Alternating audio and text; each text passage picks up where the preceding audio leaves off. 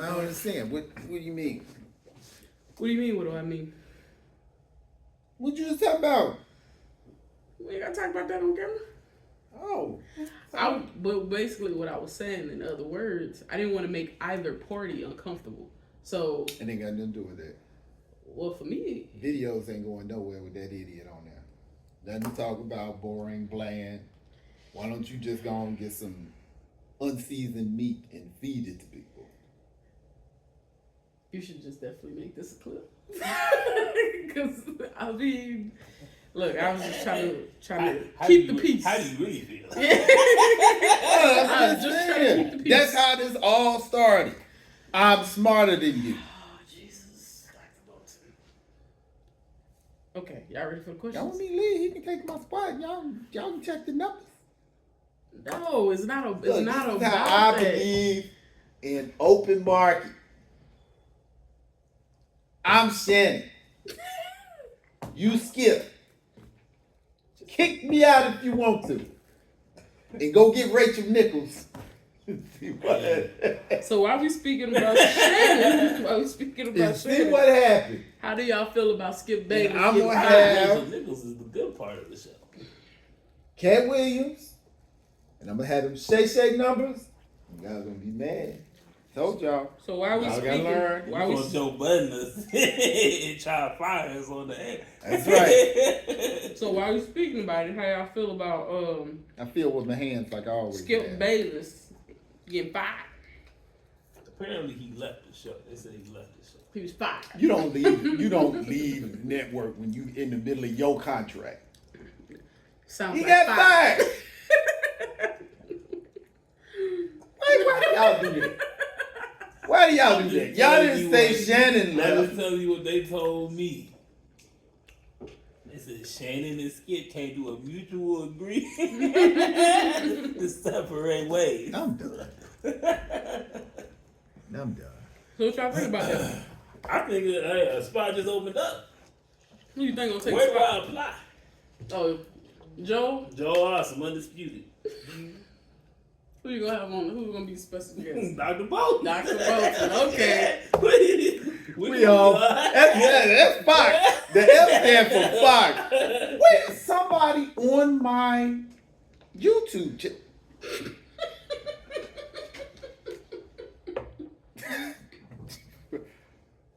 I'm sorry, go ahead, Dr. Bolton. You right?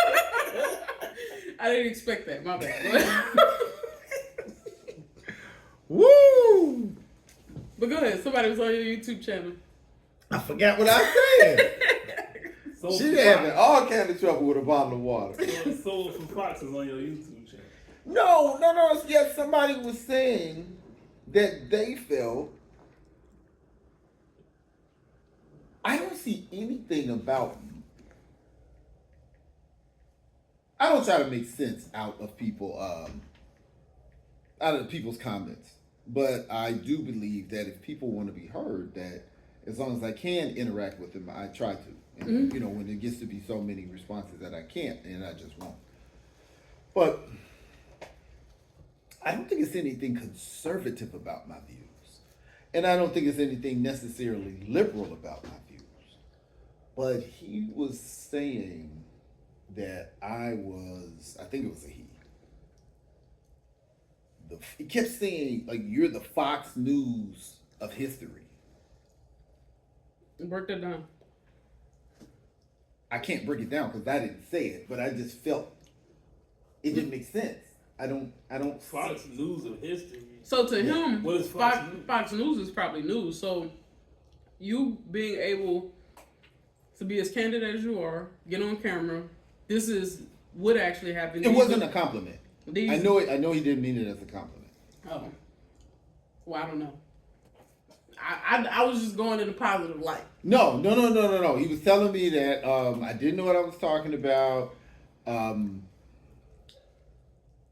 Every time I presented a position, I offered sources as to where I got it from. And I said, if you dislike what I've said, disprove it, you know. And he starts saying America is the least racist country in the world. Whoa. All these other places are more racist. And I'm like, okay, first, what sources do you have to back up what you just said? Second, I wasn't talking about everywhere else. I was talking about America. So, then he keeps repeating the same thing, and I'm saying, repeating something doesn't make it true. What are your sources? Even give me bad sources, but give me some sources other than this is what I think. Well, you haven't studied racism around the world. Okay, now you've made another definitive statement that you have no information to back it up. What sources do you have that tells you my qualifications or my area of study? Because I never talk about my qualifications or my area of study on the videos. So, again, you're making statements with no substance to them. And it just, the whole Fox News coming. Now, my thought process is, because I kept saying, now I just asked, well, why are you saying, what is the reference to Fox News? Because Fox is a conservative channel, and they would more than likely not have a progressive viewpoint on history that I have. So I don't understand the Fox reference. So that's why when you brought that up, I was like, somebody else said that. No, I don't know why. I didn't know. Maybe you all could say, well, I don't know. Maybe y'all can make sense out of it. Y'all heard me say a lot of stuff. I don't watch news. I don't watch Fox News or news. Yeah, last time I watched the news was what, 2020, and it had me so scared that I ain't want to leave the house. COVID? Yep. After that, I had to stop watching it for my mental health. That shit, it was too depressive. So I'd rather not know. If I'm gonna die, go ahead and sneak up on me. But even then, like they snuck up on Trump. so speaking of Trump, trying to sneak up on Trump. what do y'all think about Trump getting shot? I thought that was real. Yeah, it was real. Cap. You thought it was fake? Hell yeah, I think it's You think it's fake. staged? They said the next day he was on a golf course with no bandage on his ear. So it's like, because even if it did graze you, you have like scarring tissue, like some type of mark. No marks. So do y'all really think it was real? Or do y'all think Trump utilized it as a ploy to make sure that he ends up in front for the presidential election? Well, you can't utilize something that's not real. Yes, you can. He could utilize that. Well, then it would have to be real. If you're saying he utilized something, which means that happened, so he's going to milk it. We saw it, so it happened. Well, that's what I'm confused with. When people say that's not real, I'm like, okay, you don't believe that he got shot. But y'all I think, don't. well, it happened, but it wasn't real. It did happen. Don't get me wrong. The event happened. Okay. Do I think he actually got hurt? Not really. Do you think he got shot with a bullet? I don't know, Woody. I don't know. But when they showed the picture of him on the golf course the next day in the same ear that wasn't bandaged, I was like, don't seem real. Well, I mean, if you get your ear is really nothing but cartilage. I don't see why it would be constantly bleeding. Even if he had stitches. But you would be able to notice something. Well, I don't know how close the pictures were, but I do believe when he went to the RNC, they did an oversized bandage on it to, milk it where it was more than what it was. Because it's big old bandage on it right here. Yeah, that's at the RNC. But I'm talking about a picture of him on the golf course. I don't know. But, it's unfortunate. I think it's history repeating itself. I think it harkens us back to El-Hajj Malik Shabazz, comment on chickens coming home to roost. When you create a culture of violence if you buy into a culture of violence, if you center yourself in a culture of violence, the climate of the country is going to affect you. I would have thought it was not real if no one had gotten hurt. But looking at how they're trying to just kind of sweep this away because A, it was a white person, B, it was a Republican. You know, there's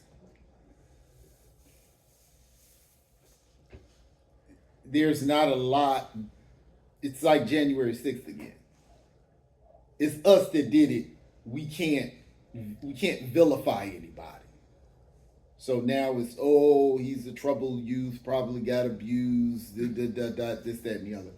His nickname was School Shooter. His nickname was School Shooter? That's scary. I mean, he did kind of look like one, but yeah. They do have a look. And this is just in my field. This is just in my field. I think we ran across a lot of threats, but we officially ran across 2 school shooters. One of the dudes, you know, he already, you know, went on home. But one of the dudes, he dead ass shot the little girl. Like he didn't kill her, but he shot her. Pulled out the gun in the middle of the school. And this is like when I first got into the field. So this is like one of my first interactions with a kid. I'm like, what the hell? But yeah, based on everything that I've learned, they have a look. I'm telling you. Describe the look and keep us all safe. Hey, man. You know the look. you know the look. But yeah. So the shooter was white. I think a lot of black people was happy about that. Because I think a lot of us assumed. You think these black people going to attempt to assassinate the president? That's not our bag. To get Biden in, like, you know what you really put yourself at risk for that? Hey, maybe if Michelle Obama ran, I think I think they would have did it. I mean, why? What is this Obama affair with black folks? I don't know. I'm just saying, like, a lot of people was asking her questions. I think I just recently saw an interview where a lot of people was asking her questions about running, and she said, A, you have to want the job. Like, basically, I don't want the job. Yeah. And B, for me, I guess, as being in a passenger seat of her husband doing it, she was basically insinuating that's not something that I want to do. It's a lie. Why do people think? That's like you say, oh, Darnell, you should come help in surgery because Tamika's the nurse. That's him. What does that have to do with her? And the sad part is, Americans are so stupid that they would vote for her because her husband had a job. How does that qualify me? I mean, if your husband had the job, yeah, he had to. Tamika's been a nurse for 20 years. He had to talk to you. Okay. She's an educated woman. I'm an educated person. Do you you want me? Facts. She won't qualify to Trump. Facts. Well, he knows about being president. Okay, but that is our. He got picked. This is our weakness. I feel as an American people, we always look for what's worse as opposed to analyze what we're talking about. No, we're not talking about Trump. We are talking about the illogical premise. If we're talking about wives who were married to presidents, she's the most educated woman who was ever married to a president.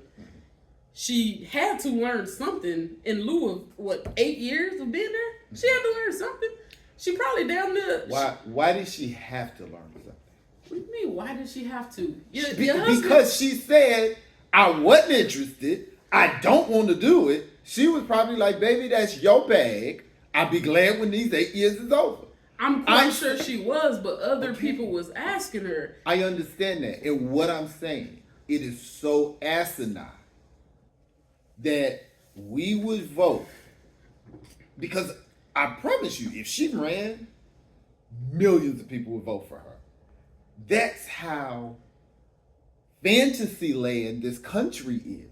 It's not about foreign policy, leadership, budgeting, safety. If you read her book, she did a lot. Like as far as wives are concerned, in regards to the rest of the other wives, she was actually in there working. None of them. Well, no, that's not true. Actually, Hillary Clinton was doing more actual hands-on. The lady said, that wasn't my bag. I did what I was supposed to do. But she wasn't taking over serious policy. When her husband was the president, she became senator.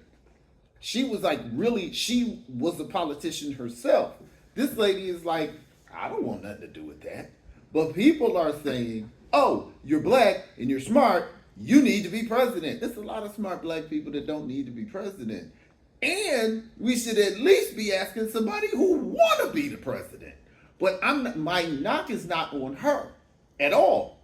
My knock is on stupid Americans that choose their leadership by popular culture as opposed to qualifications. Nigga, what you think Trump is? That fool ain't qualified. Again, instead of us talking about the topic, we start talking about the shiny thing here. We have to stop finding worse to compare ourselves to. They say, well, Biden is not a good choice.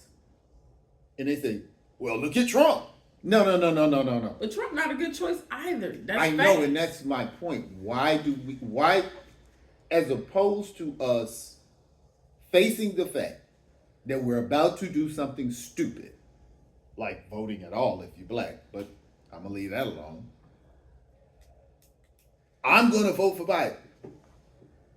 And I just say, why? Well, he better than Trump. Okay. What racial policy that has harmed the black community has Trump passed? Nothing. We got over 50 years of horrid, destructive legislation of Biden. But you're going to vote for Biden over Trump. Now, again, I don't think you should vote at all. But my point is, as opposed to looking at this person's history and saying, neither one of you deserve my vote, we default to a very unsophisticated litmus test for leadership, which is, if I can find something worse, I'll compare it to that. I'm just saying, this political landscape in America is a joke. I don't think people really know politics like that, though. Mm-hmm. I don't know politicians, so if you say Michelle Obama, I'm like, it sounds like a good idea because I don't know nobody else. She's smart. She's been in a leadership position. It sounds like a good idea. But if you're going to throw some other names at me, I won't know who they are. What leadership position has she been in? She's the what's it called? First lady. That's what it's called. Okay. Which means I really didn't do anything. He did. I just went along for the ride. That's kind of like being first daughter, first brother. You know what I mean? Yeah. So am I really in the leadership position, or I'm just in the house? You know, it's not like I got voted. But the people who are suggesting her don't know that. And the people who are suggesting her don't know who else they want to vote for. So they go pick that person. Okay, so we're lazy. And as opposed, there are brilliant people in this country. I just think that we do a poor job as far as selecting presidential candidates anyway. It's all a popularity contest, and none of it surrounds the topic of what really can y'all do for us. Who is selecting the candidates, really? Shit, I thought technically they all choose to run, right? Based on running and how much money you have available, people just start checking out at some point because you either run out of resources and you can't hang with the richest people. So if it's about money, are we really selecting them? Nah, it's probably the bigger corporations. Why are we participating in this as poor people, not just black people? Why are we participating? Who poor? I'm 1,000 there, man. Nah, I'm Just saying. I'm just saying, as working class people, why are we participating Well, this year I'm not. in this I'm shit? good. I'm good. Whatever is gonna happen, it's gonna happen. I mean, does it matter either way if they participate or not? I think it does. I think it does. The Constitution starts off, we the people, in order to form a more perfect union. If we are going to take that seriously, our abstention should make a difference when only 20% of the country is participating. And we begin to rise up because our inclusive government is not inclusionary. It's now a problem that has to be addressed. But as long as people placate and act like, and that, no, I don't think people should. I think it does. I think. You think if everybody just doesn't vote, they're just gonna put whoever they want in there anyway, right? That's just what they're doing. Do you think the two most charismatic, intelligent, politically diverse people is Trump and Biden? They the richest. They No. the richest. They are the ones who have been positioned by the people who make the decisions. Because there is no way anybody would hire Biden to do anything for them. He has passed his age of ultimate sharpness. And the retirement age is retirement age for a reason. So how do we influence the people who are influencing the picks? How do we gain control of that? Protest. Protest? Yes. Protest. What's that gonna do? Well, it communicates on an international level things that would force a change. When Americans divest in America because America stopped investing in them, that is a problem. When America was the first experiment in a democratic government, and America's image is extremely important.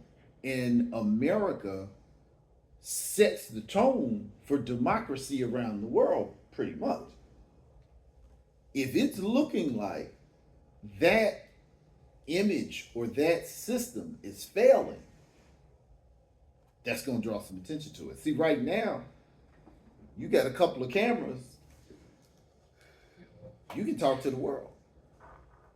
What if 40 million black people did not vote and all of them was talking about there's no reason for us to do that? And then the Latinos, that's just working class Latinos, not the high rich ones. They go, you know what, you're right. And then the natives. And then the poor whites, which is most of the country.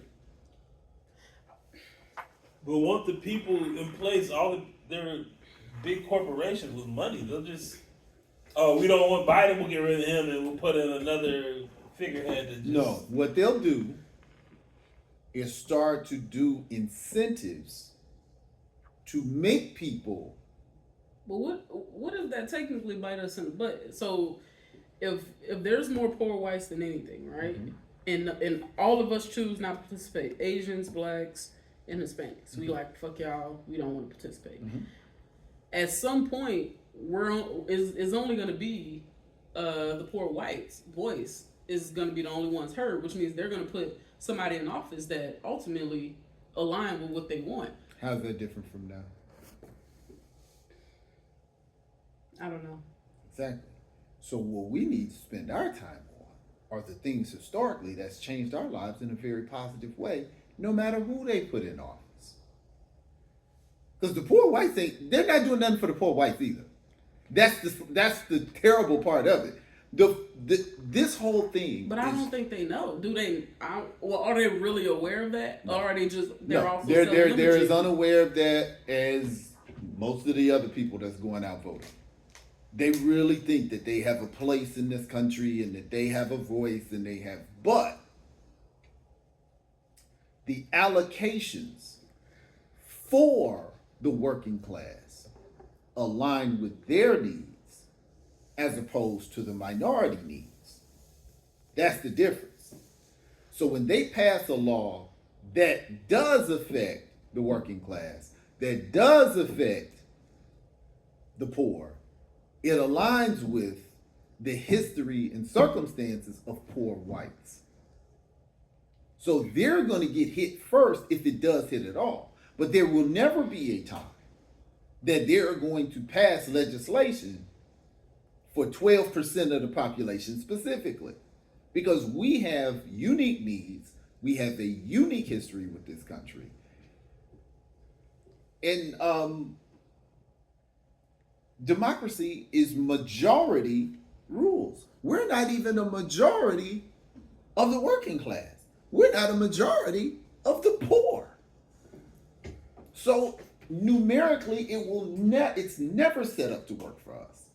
So put your energy in the things. When I was talking to, that was going on social media with Mark Lamont Hill, and he was saying, no, it's not a cure-all, but it's one of the tools in our tool bag. Okay, if I don't ever use this tool does not produce for me, I don't need to be carrying this tool with me because it's heavy. Let me put this tool back in the garage, and if I ever need the tool, I can go back and get it, but that shouldn't be in my primary bag. What should be in my primary bag are the tools that I need all the time, that work for me, that produce. We are stuck on voting because of Dr. Martin Luther King and Fannie Lou Hamer and all of the freedom fighters and freedom riders and all of those wonderful people that believed inclusion would equal liberation. And through their work, we found out that wasn't it. So we need to function with what we've learned. That's the problem with people reading Martin Luther King Jr., Dr. Martin Luther King Jr.'s work up until 1965. They didn't read his subsequent book to find out, okay, this is not about civility, this is about economics.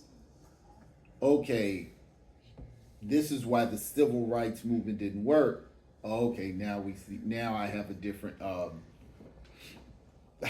perspective on what I was trying to accomplish, and he started the war on poverty. So I'm lost by that. If you want to talk about her being a lawyer, or I don't know, maybe even putting her on the Supreme Court. I don't know what she's done with her legal career, but she went to one of the best schools. She's been legally trained. If somebody said, hey,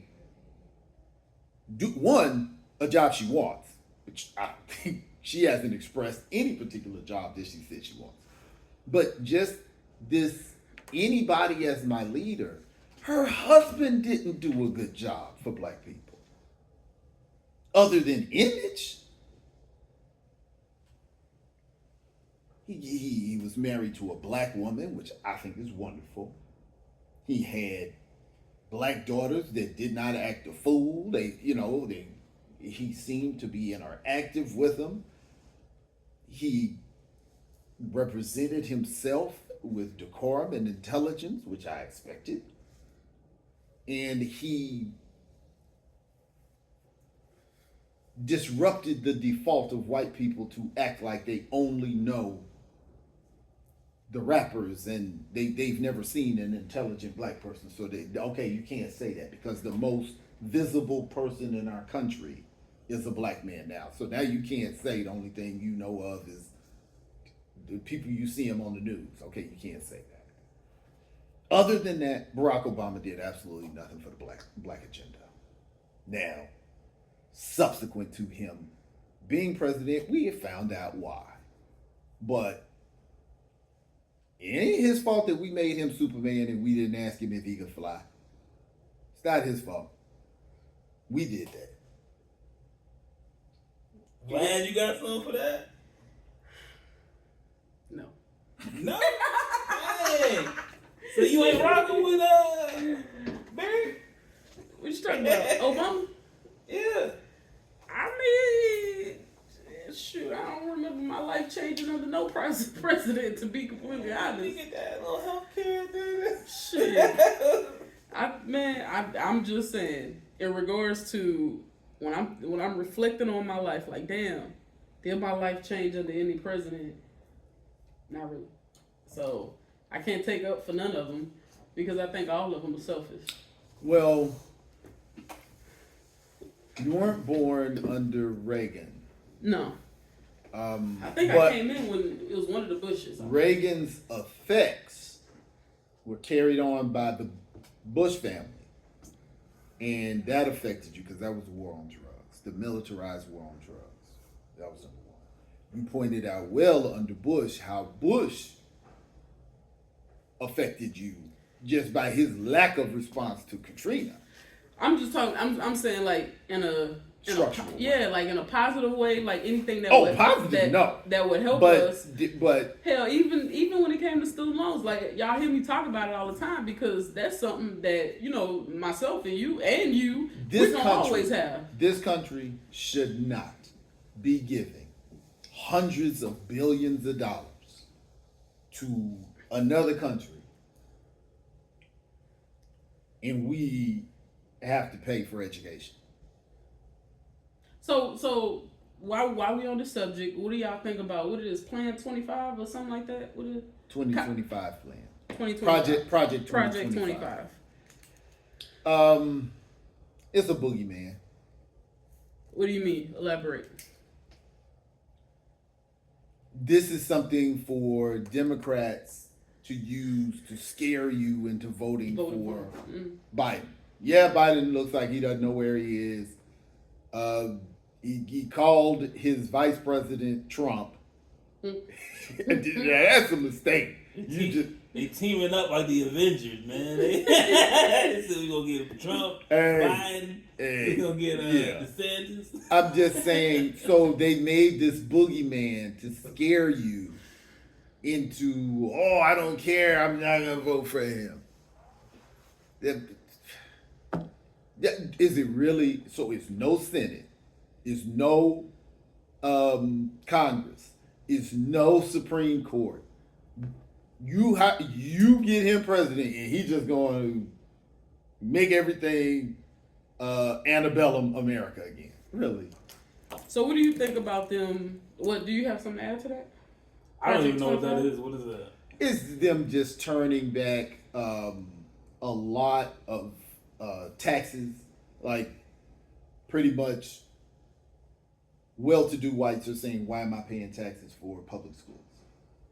My kids don't go to public schools, and a public education is not a guarantee in the United States Constitution, so why am I paying for it as though this is a guarantee to me?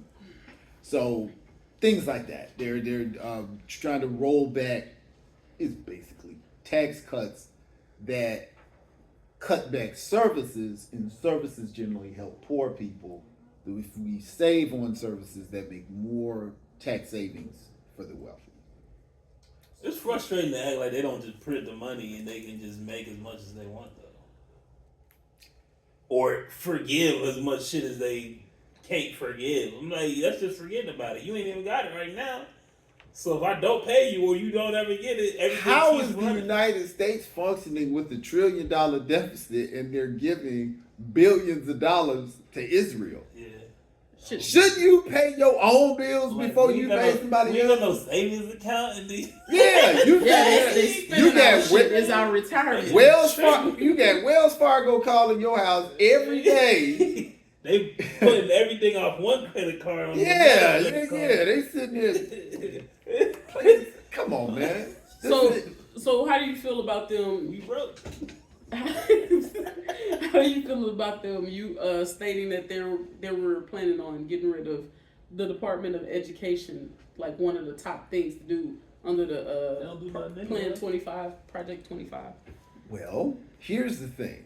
This is just like I'm gonna build a wall and make Mexico pay for it. Mm-hmm. What's gonna happen to all of these public schools once you do that? They can't afford to stay open. What's gonna happen? They will become private schools.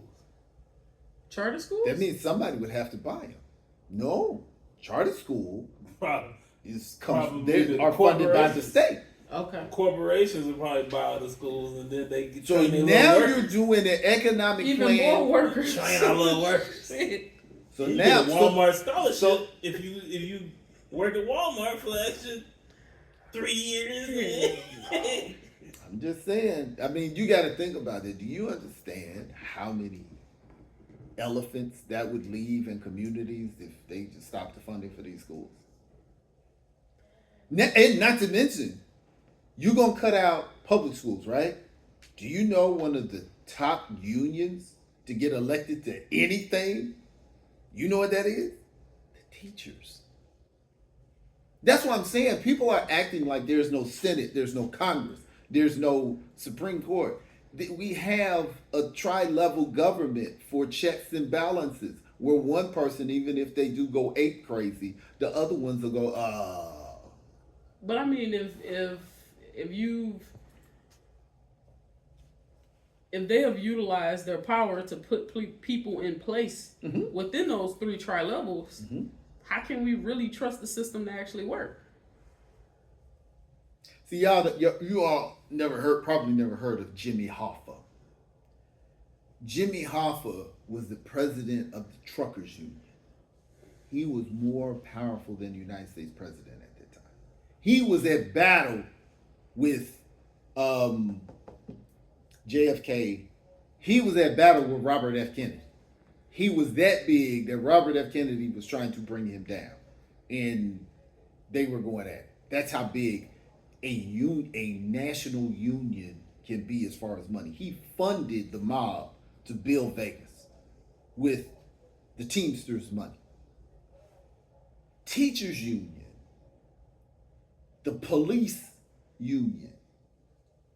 Those are very big unions that represent a lot of votes. Where that stuff does make a difference, that's a problem. So, president, no. Congress, probably not. Senator, governor, for sure. And on down from governor. Yeah, you need to stay. But I think even senators would be affected by the power of the teachers. It may even be hard. It may be Congress. I don't know. I don't know. It may go all the way up to the president. That's a big union. That's colleges, high schools, elementary schools, all of those people. Our retirement is Texas teachers' retirement. That's a lot of freaking people. That's what I'm saying. It's a boogeyman. Well, since you brought up retirement, Uh-oh. how do y'all feel With about? my hands.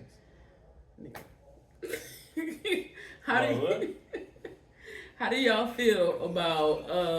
I guess this is probably more for you and I, Joe. How do you feel about them saying that by the time that we retire, we won't have a retirement? Like basically, millennials on down is gonna be fucked if we choose to retire from a job. What do you mean? Like getting collecting social security. They said that when I was your age, number one. Okay. Number two, You know where your Social Security going? To Israel. Okay. Fucking Israel. But now I'm not going to say that that's not true. It is true, ain't true. What I am going to say that's a fact. When I was your age, Yeah. that's what they were saying.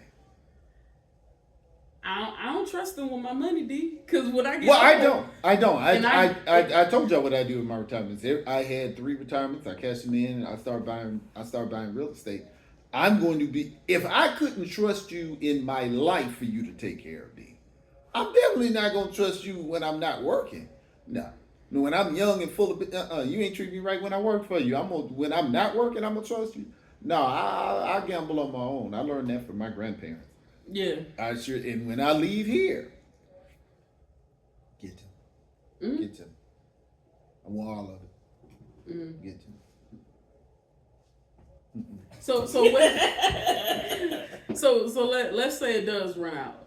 What's we gonna have some big struggles at the age of 60, no, 70, no. and you can't work. Okay, now I'm gonna You tell say you go this. still? Yeah. It's not gonna run out. I'll be your driver. It's not gonna. 60 years I don't old. believe that. They give No, too I'm much money to gonna different tell you. I'm countries. gonna tell you why I can. Because now I can't charge everybody else to keep paying into it. If they tell you, 65-year-old Vlad got nothing for you. 50-year-old Vlad ain't paying into it no more. 40-year-old Vlad ain't paying into it no more. 30-year, oh no, you're not shaking me down. You already said it's gone. They can't do that. That's why. But what they can do is use it as this, oh my God, like you said, all they got to do is just pay somebody overtime on the press. That's what I'm saying. Now, That's here's what the question though. What is money printed on? I don't know. A computer. Cotton. I did not know that. Yeah. Money don't grow on trees. It's cotton. Yes, I think it's 80% cotton and 20% paper. I didn't know that. I'm sorry. I kind of messed up the conversation. No, I'm. How can I get somebody to be paying into taxes when I'm saying there's no money there? I can't. I mean, I think at that point, everybody is we gonna have a motherfucking uproar. I think people just gonna stop working. Like, bitch, I'm not about to keep motherfucking working. I'm not Well, stay I gotta home. eat. I mean, they're not gonna change the entire system. We gonna start looting till y'all the change some shit. You can loot maybe 3-4 times. Then it's empty. Somebody got a farm. Yeah. I hope you run Dave's Hardware getting you some hoes and some gardening seeds. Something. Sure. I don't know. So, okay, if we have the ability to print money, why do y'all think I'm still in debt? Inflation. Well, again, it's just like diamonds. Diamonds are not rare stones. What they did was they bought all of the diamond mines and only let so many diamonds out. Diamonds are not rare. Diamonds, it's not a precious metal. It's not thing like, well, that's all they do with money. We make it scarce, so the demand is high, but the supply is low. Mm-hmm. Those are the elements of value. It's not a lot of it, so everybody wants it. If we have so much money, everybody got it, it's not valuable. You got something to add, Joe? No. All right. So, how do y'all feel about, like, we hear a lot how high things are getting. How do y'all feel about younger folks telling baby boomers, like, they tell us that we're lazy, millennials on down, Gen whatever, I think it's XZ, one of them. Millennials on down. They tell us, hey, we lazy, hey, we don't want to hire. Like, even once the ones that's under us, once they start getting college degrees and stuff like that, and we're telling them this market is not, comparable to the market that was handed to y'all. Like, we're struggling. Everything is inflated. How do y'all feel about that? I don't think I don't understand the logic. What does that have to do with you being lazy? Well, I think a lot of which one are you, X? So it must be Gen Z. So a lot of Gen Zs are completing college, and I just saw it on like TikTok where it was like interviews. Gen Zs are completing college and stuff like that, or it was companies stating that we're not hiring Gen Zs because they feel as though they're lazy. They're all of these different stereotypes. We don't want to hire them. Period. So it's like millennials, they'll kind of let us skate by, but they're stating that Gen Zs are lazy. But I guess Gen Zs are stating Millennials are lazy. Cap. no. Cap. Everybody. Just got like this conversation we were having earlier about finding mates. We want to find mates, but we're not putting the work in it. About finding leadership. Oh, we want leadership. We want people to talk to us, but I'm not doing nothing to go out and find it. I don't think you utilizing empathy in regards to this, because if you have Gen Zs who are going out here getting the same education that their parents, which may be millennials or back, is telling them to go get, like, hey, go get educated, go to college, go do all of these things, and they're trying to enter the workforce, and you have baby boomers who have a lack of empathy for anybody, who said, no, you're lazy, and you like, no, I just want an opportunity to work. I'm trying. They're applying, they're doing everything that they're supposed to be doing. Baby boomers handed us a world. That's of bullshit. But What? baby boomers was handed a easier goddamn life than millennials on down. If we talking about, man, you know how much shit. What did the baby boomers do? Nothing to me. They nothing. It was right. It was what, Great Depression? Then it was them. Am I right or am I wrong? I could be wrong. Baby boomers in 1954. They were the civil rights activists. They were the civil rights people. They were the ones who shook up possibility for equality. At least started making people think about it. They broke segregation and outright racism. They broke an inability to have legal recourse. They broke an inability to access particular wealth in particular places. The baby boomers kicked butt and took names. But what have They did get high in the 70s. What have they set up for us? Because if I'm telling you, hey, rent is over damn near half, if not more, of most people's incomes. If they're not out here working multiple jobs or they don't have partners. They have created a society that nobody can afford to live in. Okay. What you said was they did nothing. Now, obviously, there were oppositions within that generation, which is the fight, right? Because they didn't just like fix it. There was this tug. You would definitely rather grow up now, from the information you know, and I'm making a statement, but this is really a question. Well, let me ask a question instead of making a statement. Would you, from just what you know, would you have rather grown up in segregation like Emmett Till, or would you rather grow up now? Shit, we still having the same issues, D. This is not what I asked you. Would you Neither. rather grow up where Neither. you could not drink out of this fountain, go to these particular schools, you had to get off the sidewalk if white people were walking by, blah, blah, blah, blah, blah. They could come in your house and say, give me your nephew, and you had to, or they were going to kill everybody getting there. Would you rather grow up, because that time existed, like I was talking about Emmett Till, that really happened. Mm-hmm. Would you rather grow up in a time like that, and nothing's going to happen to me when we do it? Would you rather grow up in that time or today? Because the difference between that time and today are the baby boomers. Now, the baby boomers, especially talking about black people.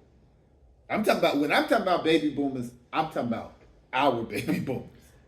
Forget everybody else. Our baby boomers toed the line. They couldn't do everything. But I'm going to tell you, I analyze today and I point out the troubles and inconsistencies in our society. But to say I would rather live in the 1950s in the Deep South rather than have the freedoms and possibilities and access that I have today, that I would be disingenuous. So I can't say that our baby boomers didn't do anything for us. There was a white power structure that they were fighting against. And we still fighting the same about white power structure. The I only understand, difference is but we can't afford to live. But to say our baby boomers did not fight like heck to at least reduce some of the restrictions we had. Like you said, well, I ain't nowhere to live. You have choices that you didn't have before. You have possibilities you didn't even have before. You have education, the ability to get particular education, to at least market yourself. Even if they won't give you the job with it, at least you have it now, and it's a chance that you can get it. It wasn't even a possibility because you couldn't even get into the schools.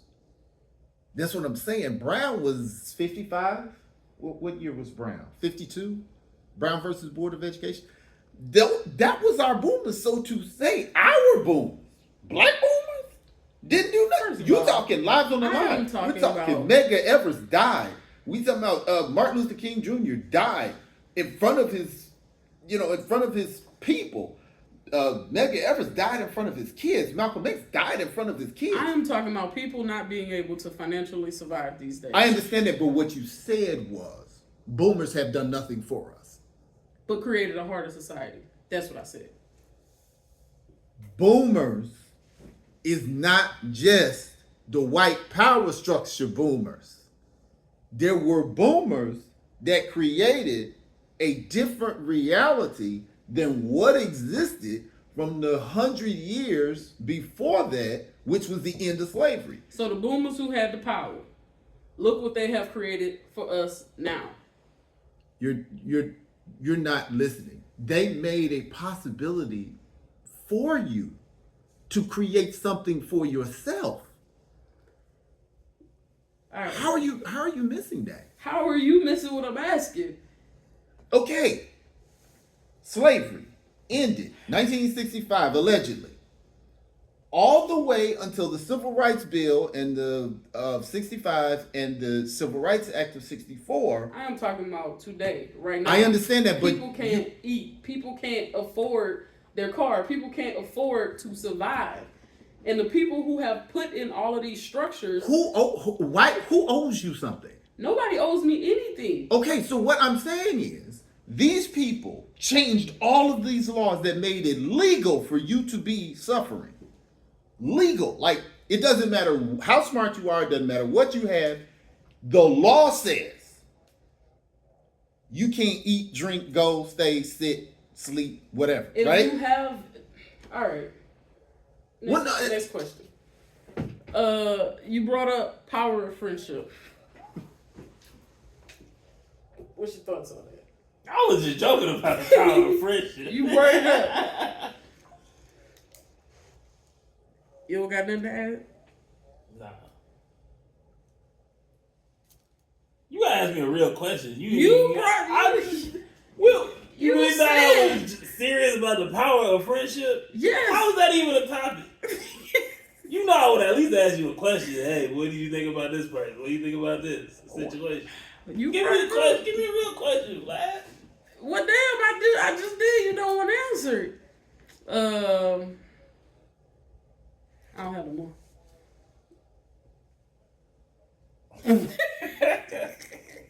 I just asked like 6, 7, 8 questions. So let me ask you, what are you doing for the Gen Zers and the Gen A's 30 years from now? What are you putting in place? What am I putting in place? Don't even ask. Shit, I'm working with them every day. What y'all say is better? It's better to leave things in people. Shit, I work with them every day. Pause. I am not participating in that. But shit, I don't know what I'm doing other than working with him. But somebody owes you something to leave you a society that you're supposed to skate in. I don't understand it. I don't think that I would, if I had the ability to have that much power, I wouldn't create a society in which nobody can survive. And black baby boomers did that. They created. I never this said society. black. I just said baby boomers. Okay. I can care less if you black or white. Whoever created it. What did the baby boomers do wrong? I want to know what did the white baby boomers do wrong? What were they supposed to do? What do you mean? What I'm saying is they have apparently, according to a couple of interviews, right? They have created a society in which none of us can financially flourish. If you compare, you say us, you talking black people or no, I'm not just talking black people. I'm just saying people. Okay. Like a majority of people are struggling in several different areas across the board. So when they say, "Hey, rent is high, groceries are high, lights are high," like when you compare then to now, they're saying that you had a better chance of financially surviving back then and compared to now, because the lack of wages, the increase on everything. How do we survive? I mean, this is the easiest time to ever start a business. If you ever wanted to start a podcast, all you need is a phone. I feel like that don't mean you get money. I can apply for jobs all across the world just on my laptop. Instead of actually having to go there to each place and then beg some dude who owns the shop to hire me, but he want to hire his son. I can actually apply to all these places. I can, start my own business. I can work. It's legal for you to work in them places too. Yeah. Who made that possible? You can live in different communities. We understand redlining still exists, but it's not like, no, you cannot. Just saying. I'm just saying we have to be, when we say we don't have mentors and we don't have leadership, we got to look at our attitude, because there is no way in the world somebody is going to try to give back to people that have the attitude that you didn't do anything for me, when all I need is a book to see this was done. For that to be done, and you say that means nothing to me, and it's the same person, just because I lived 40 years past that was me. Do you believe it is because of the system that we're in that people are struggling? We are constantly under a battle against an impure system, an unjust system. But we have to be appreciative to our forefathers. We really do. But again, that's why I tell you guys, when y'all talking about mentors and stuff like that, you have to want it. You have to appreciate it. And if you don't appreciate it, that's probably why you don't have it, because you don't value it. I don't think that's a big thing in, at least as far as I go, I didn't know a lot of kids that had a mentor or were looking for mentors or anything like that. That is something could that have a lot to do with why the millennials are struggling now? Well, I don't even want to say they're struggling, but that's her point. She's saying, I'm not saying it costs too high to do this. We can't, the system that we in. That's not just a millennial thing. I understand that, but what I'm saying is, I think millennials, at least as far as I know how I am, I was very independent as a kid. Okay. I wasn't taught to ask for help. Okay. Because I did everything by myself. Okay. School, football, just entertainment, everything was what I did. So the idea of asking for help never even crosses my mind 90% of the time. But in the struggles, when you don't have answers, that elevates that. Now, as opposed to saying the world is bad, it's unfair, perhaps I need to make some changes as to how I function in it so I can have someone help me navigate through these waters.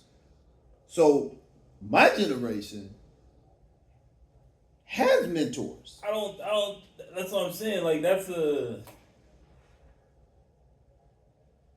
a mentality that's like, it's not even there. So you can't even think of it. Like, I don't ask for someone to help me guide through life. I've been swimming through life by myself the whole time. So to look for help is foreign to me now. As after years and like, okay, I've learned some things, but especially in my 20s, I didn't. It just doesn't even cross your mind. Everything I've done is by myself. So to reach out for help, I have to be desperate, like rock bottom. I ain't got nothing right now. So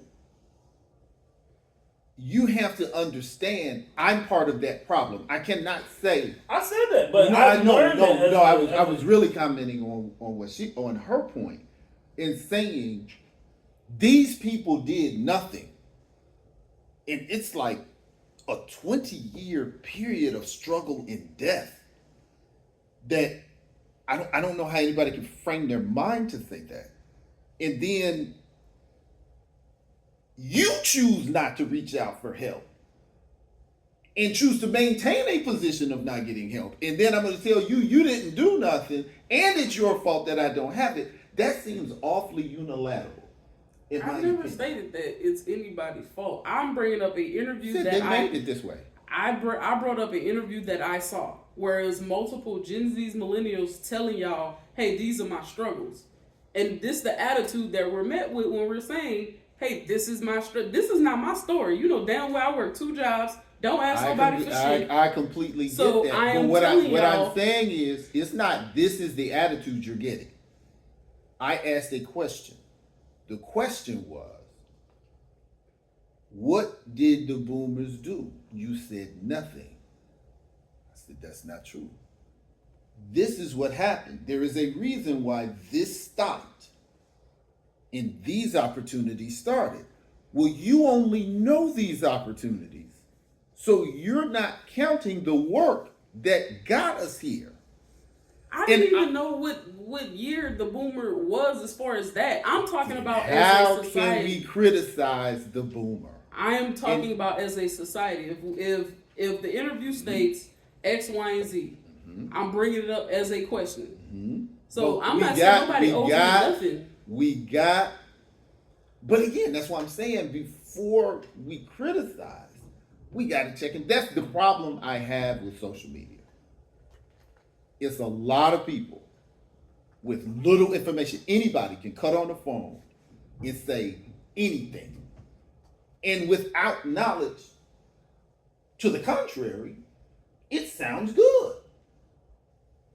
But boomers are not a monolith. You got some boomers that had power, that was taking some licks in the 50s, 60s, and 70s, that made some horrible comebacks in the 80s, 90s, and 2000s. This group was working for you. You in particular. This group was working against you. I got them as best as I could. I fought them. I took all the blows. So you didn't have to take these blows, but you're going to have to take them blows because they got kids.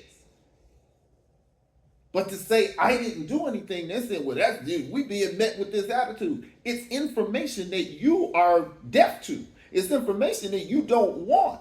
It's information that you are repellent to. But I'm trying to tell you, and then you say we ain't there for you.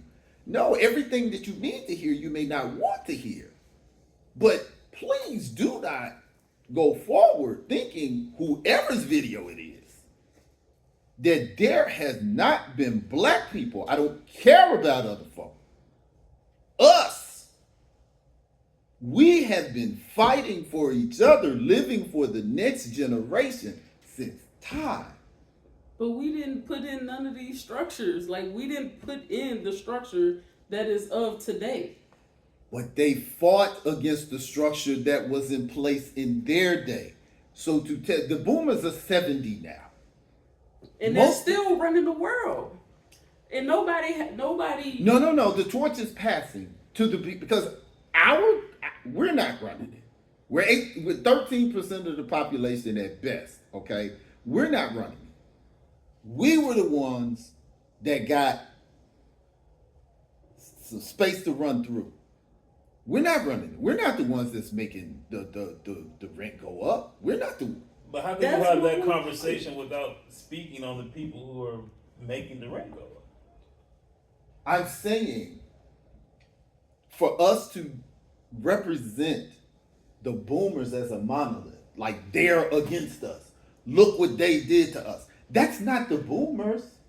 That's the white power structure. That's the white power structure that ran slavery. That's the white power structure that ran Jim Crow. That's the white power structure that ran Plessy versus Ferguson, federally endorsed segregation. That's the white power structure that ran the war on drugs. That's the white power structure that ran mass incarceration.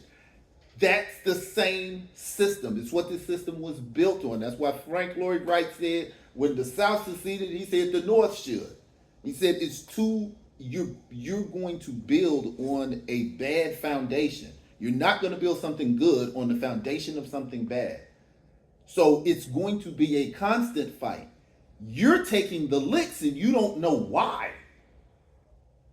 But no, it's always a constant fight. They didn't fix it, but they made a huge, that particular generation, and I'm not even taking up for that generation because I'm not part of that generation, but that's a fact. That's a historical fact. Everybody has seen those videos. They took them dogs. We didn't. They took them water hoses. We didn't. They took them billy clubs. We didn't. And we don't have to today. Yeah, we take bullets now. And that attitude is why it's the way it is. That's truth. No, it's not true. That's not true. Policing is an independent issue, but it really does ring of a deep unappreciation for sacrifice. And black people have done a lot. One of the greatest things any man can do is plant a tree under which the shade he will never sit. Those people, when they did that, I wasn't even born, let alone you. And I can take care of my family in a neighborhood that I can with securities that I have that they couldn't and never would in their lifetime. And some of their lifetime stopped right there in that fight. I gotta respect that. Now I can say, hey, I don't like this and I don't like this power structure and I feel that the wealth in this country should be, more equitable and opportunity should be more easily accessed. But if you say the Boltons have done nothing for you, that would not be an accurate statement. Because one has tried to. But when you just say, well, the Boltons, whoa, hold it. What about Mika? What about me? We're Bolton. Well, that's what I'm saying. When you talk about the boomers. But if I'm talking about a power structure and we don't have the ability to control, based on your point, we don't have the ability to control that power structure. I'm not even talking about that. I'm talking about a structure in which we can. Yes, we do not even have the ability to control. That was why I asked this very specific question. I said, what are you saying they didn't do? They've done nothing. And then I said, are you talking about black baby boomers? You said any of them. And that's all I'm saying. Now, perhaps the distinction never occurred to you. But that's why we got to know what boomers are. We got to know what boomers did. And then know what the boomers are doing now. I mean, the only thing I'm familiar with it, I know they still have the ability. They're still running the country. and they're still running it amok as far as they're making it very hard for us to survive. So I can't talk about my issue because that's my issue. Like I do well, you do well, Joel does pretty well. It's not about me. I'm talking about I'm talking about as a whole, as a society. Most people are struggling with jobs. Most people are struggling to pay bills. Let's not even get into multiple kids, but just day-to-day people are struggling. I agree. Rent is $2,000 for a 1-bedroom. I How do completely you agree. expect people to survive? I completely agree with you. What I'm saying is the only thing that confused me was lumping all boomers into the power structure. That was what I was confused with. And when I articulated what boomers I was talking about and what they did, I thought you dismissed it. I'm talking about whoever making the damn rules. Okay, but that's not the boomers. That who's running the country right now? Because the power is still basically in the boomers' hands. They're still running the damn country. I understand what you're saying. Technically, the boomers' oldest children are, but not necessarily the boomers. The boomers are in their 70s now. They passed and that The stuff. president is I like feel almost 80. I feel like everybody around the country is around like 70. Well, That's where all the money. Well- That's where they got time to. well, this what I'm saying is you already know. If I'm 70, how long have I been grooming my son to take over the family business? I'm about to go to the upper room. I got about 10 more years. I'm going to the upper room. I've already been grooming him. So he's going to come. I'm 70. He's 50. So he's coming in gray hair. But that, But they also teaching them a lack. relay. They're also teaching them a lack of empathy. Like nobody thinks That's of. always happened. Nobody thinks of. You have just imagine. Y'all heard millennials complaining about this years ago. Hey, we went to college. We did what y'all asked us to do. We're in debt. We can't survive. Now we hearing Gen Z talk about it. Hey, we went to college. Y'all won't even hire us because of a stereotype. In totality, y'all say fuck us. We're lazy. We're not gonna hire you. As a I guess as a Gen Zer, I would be frustrated as shit. I can understand that.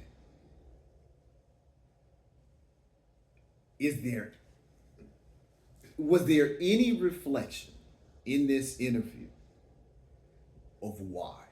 Was there any, hey, we do this, or this is common, or was there any, or was it just, this is unfair because this is how we're looked at?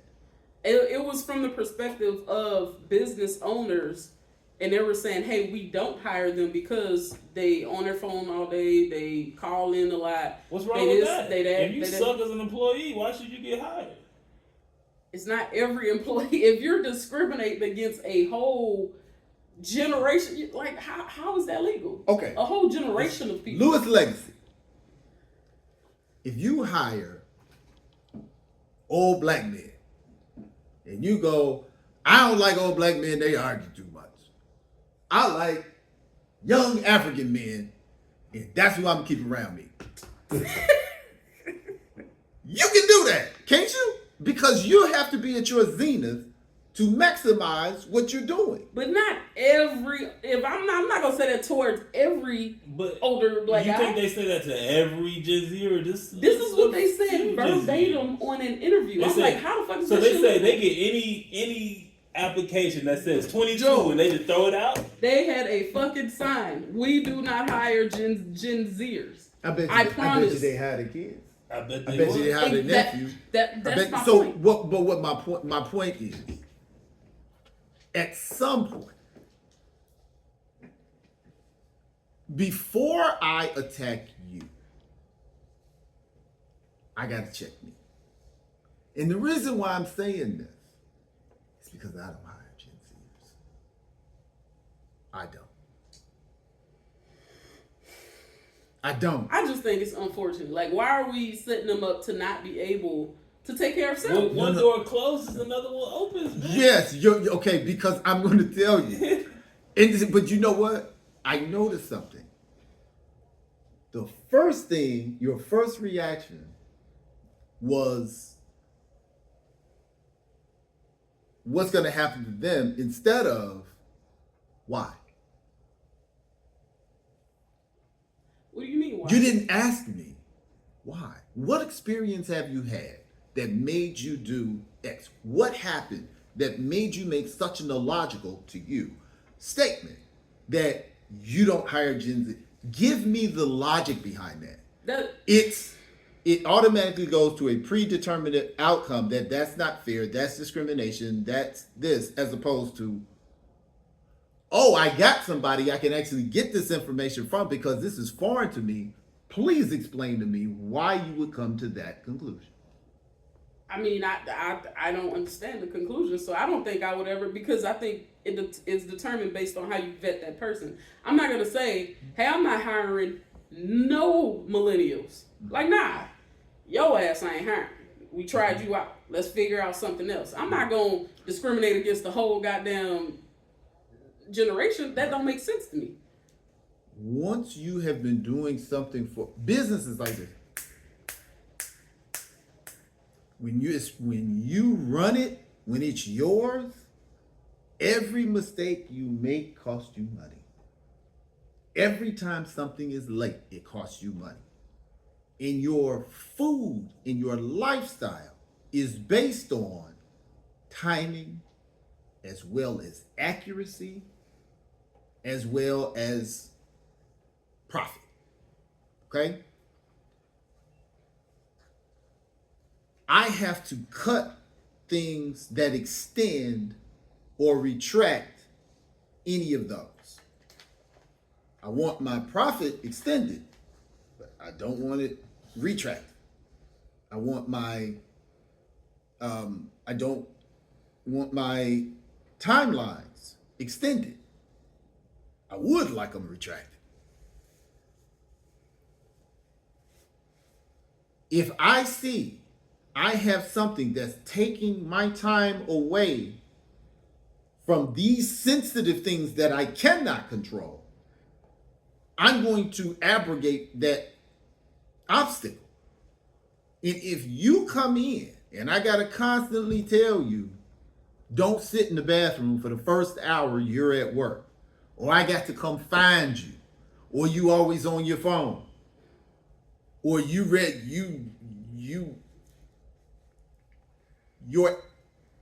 have not learned professionalism yet. All the time I'm teaching you that, doors of opportunity are opening and closing. And in hiring a lot of Gen Zers, a lot of things are not happening at home. Forget college. You come in with a degree, but you have no appreciation for the fact that I've just invested in you and willing to share my lucrative business with you. That's what I'm doing when I hire you. I say, hey, I think you're a quality person. I'm going to share some of what I'm making with you.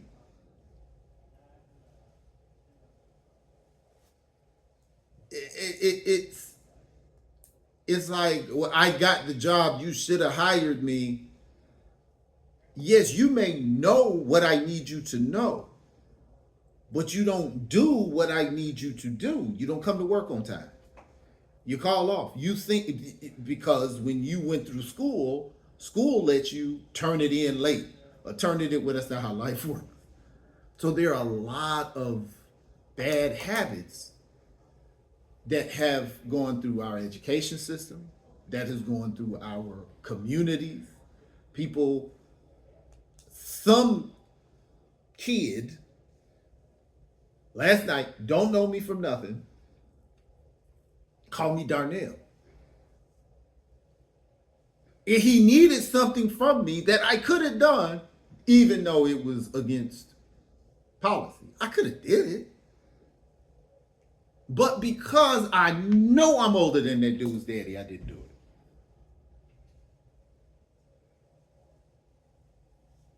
Because there are social things that have not, and I don't know what somebody in college now would be. What's after Gen Z? Because Tracy's Gen Z. Shit, I don't even know. I mean, the rest of Gen them. A. Yeah, so whatever generation he is, he done just skipped all I'm etiquette, confused now. and you on a first name basis with me. This was an employee or? No, it was a student. How'd they know your name? Apparently, the young man at the front desk speaks very lightly, and he was calling me, and my back was to him, so I didn't hear him, and I was walking, and the student yelled my first name. Now, some people's mind would go to, well, he was just saying what the guy was saying. Sir, excuse me. There were a choice of things that you could have said. That's what I'm saying. There are so many things that come along with this conversation, and one being respect. Can I ask a question? What? So who raised Gen Z? Millennials? Gen Z. Or is it the generation I guess, before that? I guess Gen Z. Well, Tracy is Gen Z, so Yeah, but we Gen X, right? Nah, you X. I think he's X. yeah, I'm Generation X. So Gen X raised Gen Z.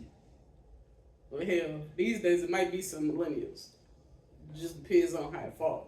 Millennials, baby boomers, silent generation. Silent generation. That's the first I heard that. That's grandma and granddaddy. So you're a baby boomer? No, I'm Generation X. My parents are boomers. Well, I'm gonna exclude you from this question. I don't want to be disrespectful. What? But are Gen X bad parents if they raise the Gen Z? No, you all actually schooled me onto the game. This is something I learned from y'all. We were the war on drugs. Half us got arrested. Our kids got raised by the crackheads. That wasn't So arrested. what's wrong with it? So Gen Zs were raised by crackheads. Why you gonna be? They gotta get a job and they gonna learn to not be crackheads and they gonna be Yeah, but that's prosperous and our dirty. that's Get our a job. well, that's our community. Number one, that first name crap. I don't see that in our community that much. I'm starting to see it more as we see the other people doing it.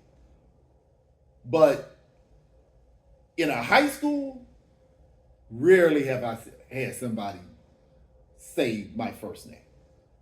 In college, I've had a few people try it as far as black folks. But anybody outside of our culture, I don't know if that's taught. I don't know if that's necessarily taught at home. And I learned that because technically I'm working with what's the ones lower than Gen Z? Is A, Gen right? Alpha. Alpha. So I guess you can refer to them as Alpha. I've had a couple of them try first name basis. It was never a black or a Hispanic kid. Not one. It's always Mrs. But man, when it comes to white kids, they'll try, and especially the rich ones. Like if they had nice car, nice house, this, that, and the third, they will try. Mm-hmm. So I don't know if that's taught in the culture. So can they be blamed for that? If they're well, here's my answer to that. When I'm at my doctor's office and Mr. Charlie gets called, he Mr. Charlie. When he get to me, it's Darnell. So, what occurs? What's the border like? Do I have to reach decrepitude before I miss them? And don't get me wrong, I do see they do that with each other, but I don't play that. I don't. I think that is the ultimate sign of disrespect to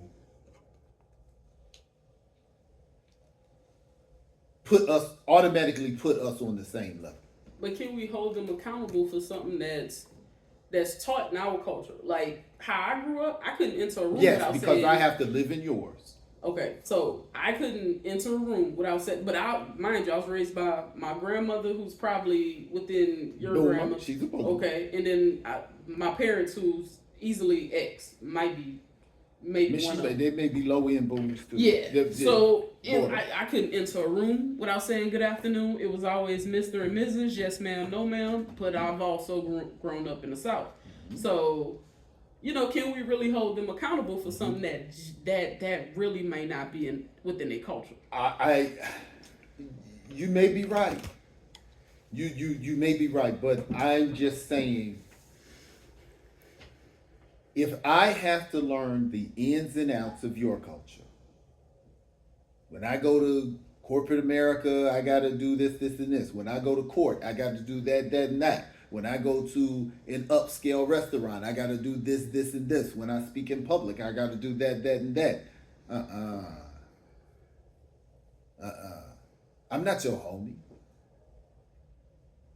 No. We're not doing that. And there's some things.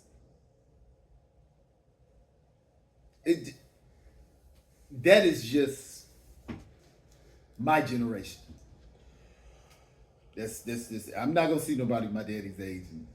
Hey, Fred, Mr. Fred, I'm doing Mr. Fred. Mm-hmm. As if he tells me to call him Fred, because I'm gonna find out what his surname is, and until then it's gonna be excuse me, sir, excuse me, Mister, And I'm sorry, what's your name? Fred Johnson. Oh, I'm sorry, Mr. Johnson. No, you can call me Fred. Okay, Mr. Fred, I appreciate it. Blah blah blah blah blah. Now, if he say, look, don't call me Mr. Nothing, call me Fred. Okay, Fred, I got you. I don't want to be disrespectful.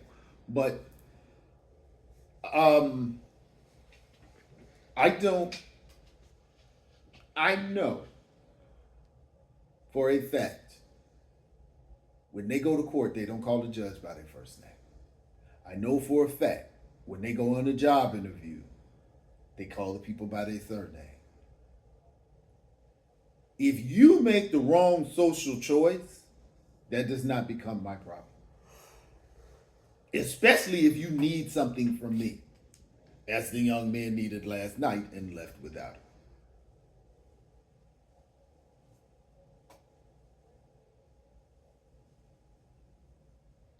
You got something to add, Joe?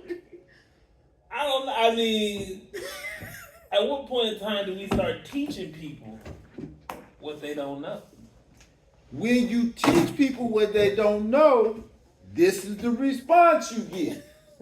When I say always blaming me, my name is not Darnell. My name is Dr. Bolton.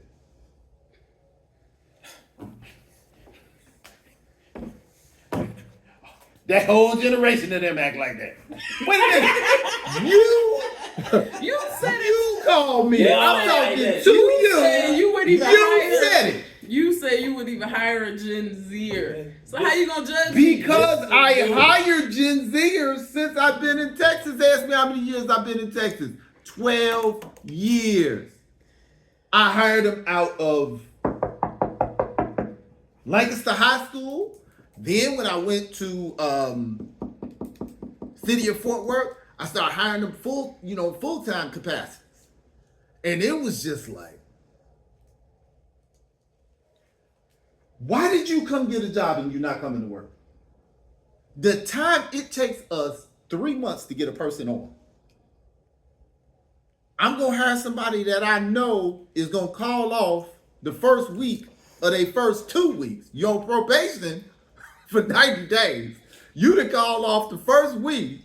So now I got to wait, which means we're running short. After I done got rid of you, because you were on probation already, you call off first week. Okay, you don't want to work. Now I got to wait your probation out. Then I got to do another search. Then I got another 90 days. I'm going to keep getting, I'm working short all this time. I'm going to keep working short because the most unemployed group is the one that's coming. So I'm going to keep hiring out of this group because they're most unemployed. But I keep seeing the outcome coming, so we're still working short. No, I'm going to start seeking candidates that's a little more hungry. That's what I'm saying. That's why. Well, how you gonna blame me for all the millennials? Just cause that ain't fair. No, actually, we were talking about Gen. We were talking about. But earlier you was like, cause you got an attitude. You can't blame all the millennials. It's just my attitude. No. She's a millennial. Yes. Not Gen Z's fault. I was just bringing up Gen Z because you discriminated against the whole group. What happened was. What happened? You dealing with a millennial attitude versus a Gen Z problem. And No. The millennials don't have no mentors because they got attitude problems. They was on crack. What was we supposed They to do? were on crack. To look up the crackheads. They were on man. crack. Show me how to get through life. They were not on crack. They were raised by crackheads. That is that's disrespectful to the millennials to say they was on crack. The millennials were on the crack. Oh, I'm just laying it down. These folks won't come to work. Y'all will come to work. So this is what we caught in hiring. Very intelligent, horrible attitude. I don't know attitude. Your attitude. I'm gonna leave that alone. That's on camera. I'm gonna let that speak for itself. I don't even know what your attitude is because you don't come to work. When you're at work, I can't find you. And when I can find you, you're on the phone. I haven't even gotten to your competency. And we're wondering why the old people are still working? That's all we can trust. No, they still working because they can't afford, because the retirement system has gave them their middle finger and they can afford to retire. So either way, they gotta still work. Well, I don't know. I truly don't know the numbers on retirement. I don't. That's just not in my wheelhouse. I don't know that amongst black. To have multiple grandparents that are on Social Security right now, right? To speak to my grandmother and she tells me how much her Social Security check is, it ain't enough to pay her mortgage. And her mortgage is fucking cheap. Mm-hmm. I could probably pay my mortgage and her mortgage. Easy. Mm-hmm. But now you see why I send money to grandma. Mm-hmm. Okay, here you go. Because I know damn well it's not enough to at least cover your mortgage. Mm-hmm. So, and grandma ran a business for 25 years. Before that, she worked for I don't even know how long. Mm-hmm. Employed several people. But we have our grandparents out here, which if it wasn't no me or wasn't no mom, technically my grandma probably would still have to work at almost 80, 85, 86. So it's like what I'm saying is like we not setting the system up, or the people in power have not set it up for none of us to be successful. For real. Oh well, yeah. Well, that's not their job. We have to set it up. That's why family is so important. That's why family is so important. Which is why grandmama died with me, because grandmama wasn't looking for Mr. Charlie to do nothing for her. Her and granddaddy laid down their hustle and they put it in my dad to put into me that if something happens, right?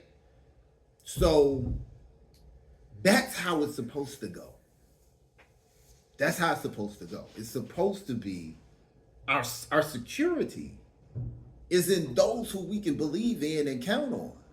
And we shield each other from these nuts. Because it's always going to be nuts.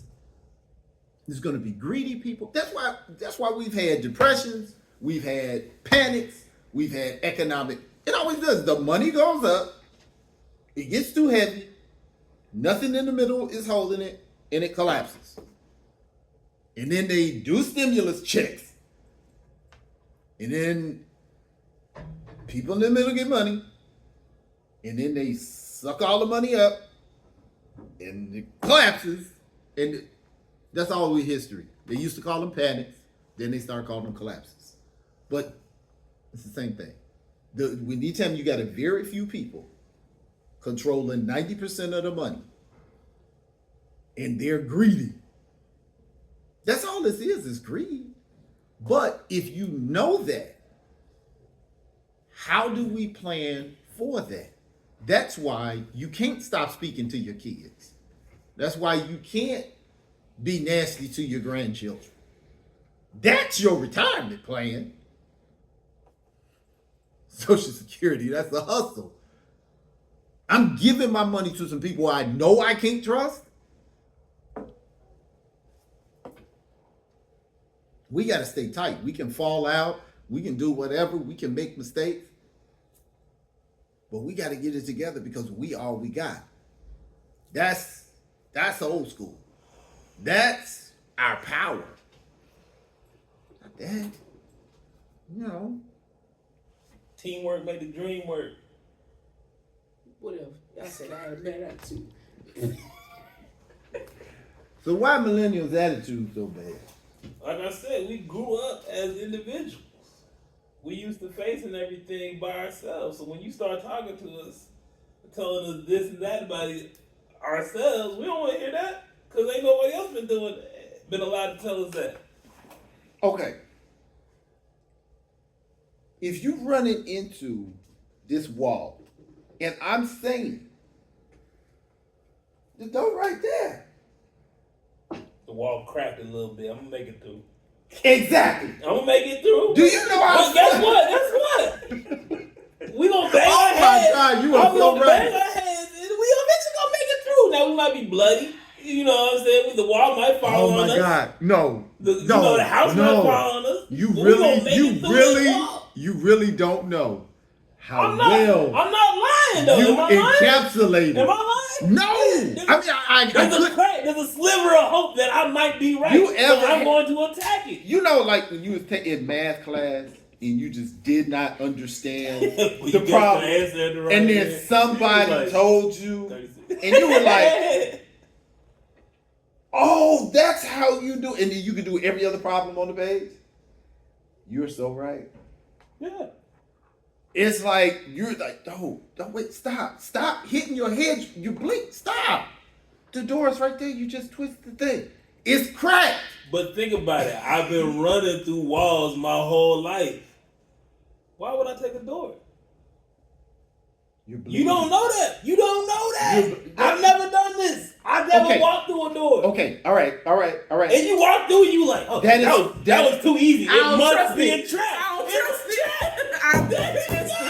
Thank you. So, Thank you. I am so learning right now. What the? Because if the world has been structured, at least to us in our eyes, it's Y'all been really schooling structured me. I really to go completely against us. The minute some shit is easy, I promise you, I always second guess it. There's something wrong. This is a setup. It is a scam. They're going to steal my money or my life. Something. Yep. They're going to do something. With the vaccines, Easy? hell no. I was like, no, free? Oh, if you go down here, they're going to help you. What? I don't even look. Exactly. Joe Right.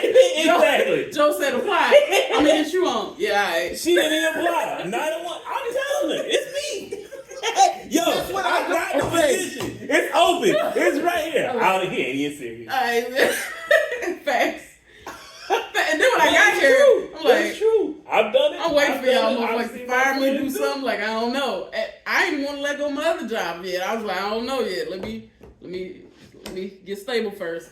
I don't know. It was just, I don't be trusting it. Because you were so accustomed to nobody helping, nobody being there. You develop a sense of, hyper independence. Damn near every millennial I know work their ass off. Asking for help doesn't, it's not even that I won't do it. It doesn't cross my mind to think about it. I'll be doing shit like, how do I figure this out? Eventually, I got to an age where I was like, okay, look on the internet. YouTube it, internet it, find a web page. But to ask a human being, Never. With my cross stop. Cross my Do you know before I text you, I had searched YouTube multiple times? What? When my car wouldn't work. Yeah. Before I even text you, I'm on YouTube like, okay, it gotta be out of these like 4 things. Even when I went to the shop, I don't trust y'all, man. I called my dad. I'm lucky. I actually got a dad.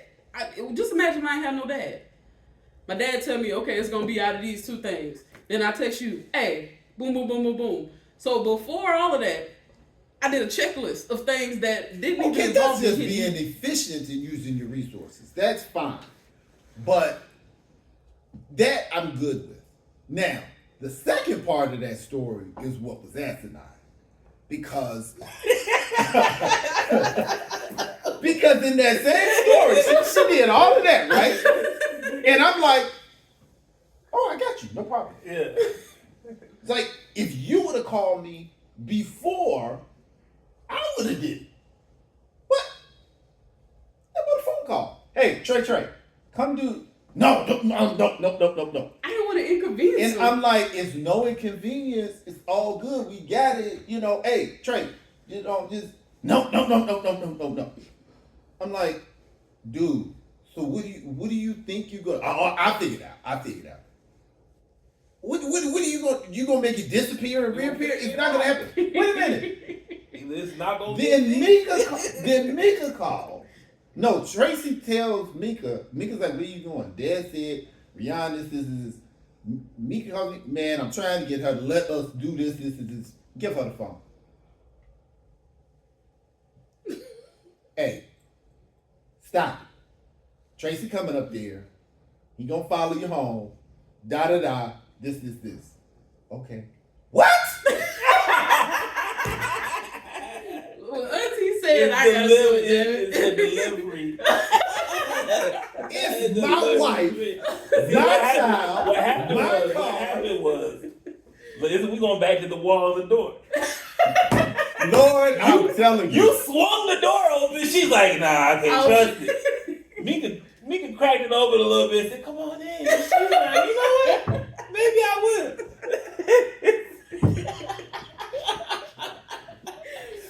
I'm glad we was on the same page because Oh my gosh. But nah, I don't know. it seems stupid, but if you've been running through walls your entire life, you're not gonna think to take a door. And if you do, it's gonna be too easy. It's not. You're like, I don't ever trust it. How do you prepare the next generation then?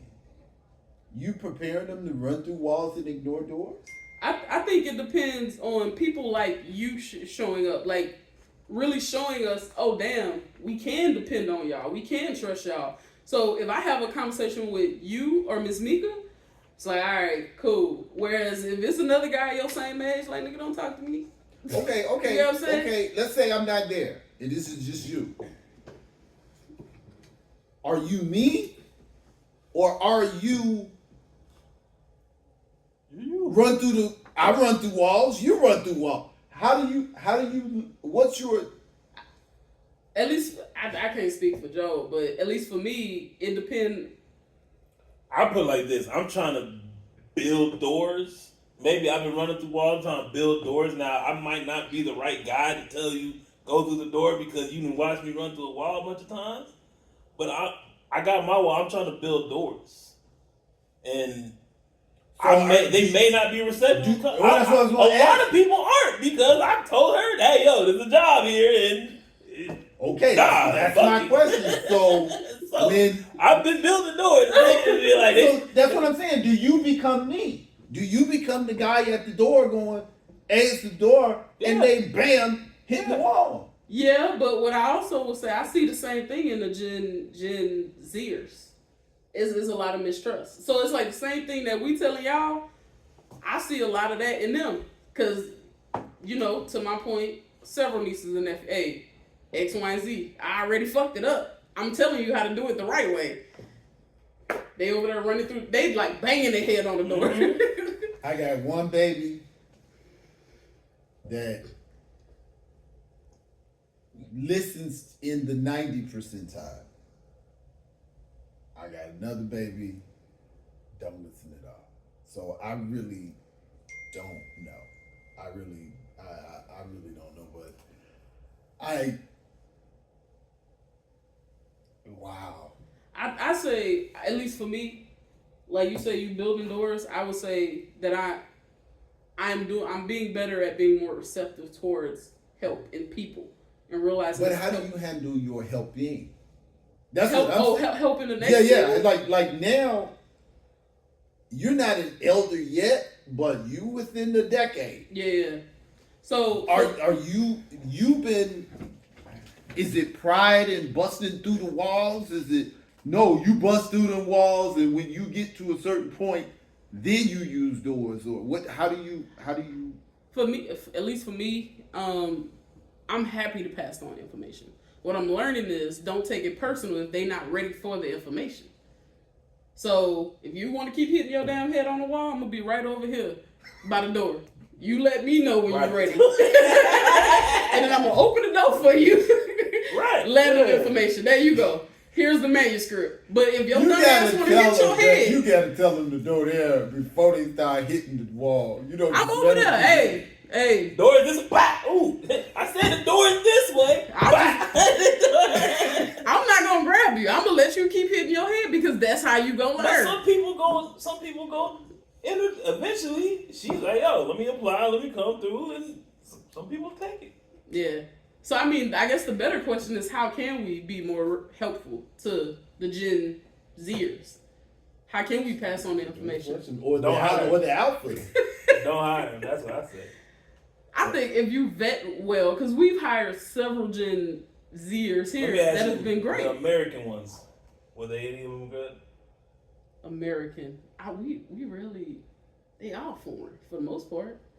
One. I don't want to say a name. Don't say the name. Yeah, one. Who? What she? Don't say You right. She was good, and that was my hire. Shout out to me. I slid that one in. I'm just saying. Got lucky for one. Vet. If you vet them well, so I don't think that we should take the stance of, hey, we're gonna discriminate against all y'all motherfuckers. Well, we can't. We can't.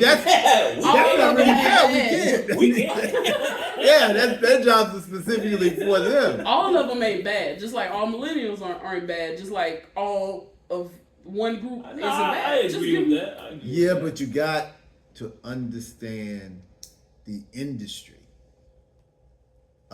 McDonald's lives off of turnstile employees, you know. But a particular businesses, like construction, I can't hire somebody that may or may not come to work. My timeline costs me money. Because not only, and then I can't hire somebody that doesn't have attention to detail and not careful. Because that's going to cost me money. It's going to cost me materials. It's going to cost me, you get hurt and we got to take you to the hospital. All of these things cost me money. So I have to discriminate. That goes into vetting. Not the whole group, but you vet who you hire. No, because if I keep getting people Tracy's age and they don't come to work, and trying to be fair, I can't go broke. It's different when Mr. Charlie has an unlimited fund of money and I have a finite fund of money. You know what I mean? So I have to go, look, this Generation Xer might be a drunk, but he gonna come to work at least to work long enough to get his drinking money for the weekend. And he only get drunk after 5. Yeah. You don't show up at work drunk. You know, now do I want a drunk? No, I would rather have a healthy young person that can whip up and down that ladder and up on the roof. But I got to get this 50-year-old, you know, knee ain't the best, hip ain't the best, you know, but so that's what I'm saying. It's different things that go into that. It's not, oh, we don't like them. It's like, yo, I can't go hungry trying to help you. So it's many ways to look at things, and I just think that more questions need to be asked, and maybe more explanation needs to be given, perhaps before we say. And I didn't see the video, but maybe they just caught the title and ran with it. But if I were going to say I don't hire, because that was why I didn't say it immediately. I'm like, well, let me let you keep talking and see. But I follow the same rule. The same rule. Tracy is going to come to work. Ariana, not so much. So if you got a 50-50, if they're representative of that generation, I can't invest in that group. I gotta go up a group, go down a group, go. You know what I'm saying? You got to do that, and in having somebody that has, like, I don't have a lot of people work for me like on my payroll, but I have a lot of vendors, I have contractors. Yeah. My general contractor is a millennial. Wonderful young man. Great. Get up and go. Love it. Attitude. Can't tell him that. So do you think that's most of us? As far as millennials, we struggle with receiving information? Yeah. And mad that won't nobody get y'all now. It's like this is how I have to deal with millennials. You can only talk to y'all at the high times. I can't talk to you once you frustrated. Like I was having I can't say it was an argument, because an argument goes two ways. But I had to just keep saying to this person, if I meet your energy right now, we not only gonna lose business, but we gonna lose family, everything that's connected to us, we gonna lose it if I meet your energy. So it's not that I don't have a feeling about this. It's not that you're right. But if I just meet your energy, this is going to go left. But for me recognizing that, business, friendship, family, love, investment, all that goes. And that's a very, very difficult thing to deal with. But like I said, y'all school me. So do you think that we struggle with like emotional intelligence or regulating our emotions? Regulating emotions. I think that's too broad of a statement. I think you all are angry. We take things personally. Ooh. Yeah. Everything's personal. Ooh. I know I do. I can't speak for you, Joe. I mean, it's hard not to take shit personally. It's just like, How? Explain. Because it's me. If you saying it's me, you're like, oh, like. Okay. You got Trust Methods gym shoes, and I got a store, and I'm like, yo, Joe, I believe in you. I believe in your product. Fill up my store. And I'm selling. They selling great. But I need more orders. And my orders are coming slow. And I'm like, yo, dude, I got people coming. They wonder about the shoes. You're not getting the shoes here. Now you get mad at me. It is a personal slight at what you're pointing out my fault, my weakness. Yeah. And by attacking it feels like an attack on my weakness. It's like, well, if someone's coming after your weakness, you got to protect yourself. So you go into a protective mode, and you say, well, I'm doing it because of this or this, or I need time to do this or that. I guess you're just trying to protect yourself. But I invested in you. You do. I put your shoes in my store. I'm selling the shoes. I'm only telling you I need more shoes to give you more money. How are you mad at me because I'm saying I can't have late deliveries? I mean, I've had this happen to me. That's why I'm saying this. I'm not I don't run business like that. If I'm making money off of it, you gonna have more shoes than you need. But for whatever reason. But I feel like most of the time there's not an investment first. At least a lot of times people don't make an investment into you before they start. This is what we don't see the investment. This is the no. This is what more happened. This is what I'm going to add. I'm going to build out this situation. You didn't think I was going to sell the shoes. You are not equipped to keep me with the shoes that I had, but you didn't think that was going to ever come up because you figured he ain't going to sell 100 shoes. He'll probably sell 30. So you got 100. You thinking I'm going to be good for a minute, right? Mm-hmm. Well, because you didn't plan right. And it's exactly what we discussed.